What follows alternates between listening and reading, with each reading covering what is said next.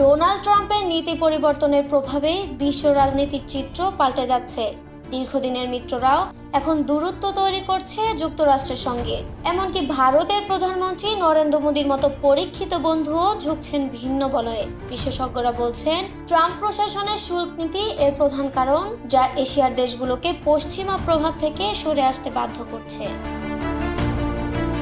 এই প্রেক্ষাপটে চীনের তিয়ানজিনে বসছে সাংহাই কোঅপারেশন অর্গানাইজেশনের শীর্ষ সম্মেলন। এখানে এক মঞ্চে মিলিত হচ্ছেন চীনের প্রেসিডেন্ট শি জিনপিং, রাশিয়ার প্রেসিডেন্ট ভ্লাদিমির পুতিন এবং ভারতের প্রধানমন্ত্রী নরেন্দ্র মোদী। বৈঠকটিকে ঘিরে তাই বাড়ছে কূটনৈতিক গুরুত্ব।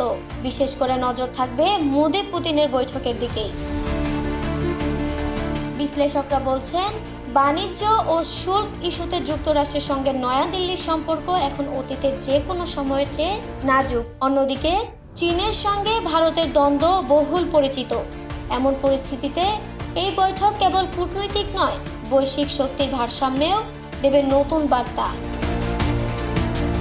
রাশিয়ার সঙ্গে সম্পর্ক জোরদারের ফলে যুক্তরাষ্ট্র থেকে শুল্কের চাপ বাড়লেও ওয়াশিংটনের সামনে মাথা নোয়াতে নারাজ নয়াদিল্লি। উল্টো এখন বেইজিং এর সঙ্গে ঘনিষ্ঠতার দিকে এগোচ্ছে মোদী সরকার। আলোচকরা মনে করছেন, এই সম্মেলন শুধু মতবিনিময়ের টেবিল নয়, বরং একটি কৌশলগত ঘোষণা, যেখানে চীন, রাশিয়া ও ভারতের সম্পর্ক আরো দৃঢ় হচ্ছে, আর পশ্চিমা প্রভাবকে চ্যালেঞ্জ জানিয়ে গড়ে উঠছে এক নতুন বিশ্ব ব্যবস্থা।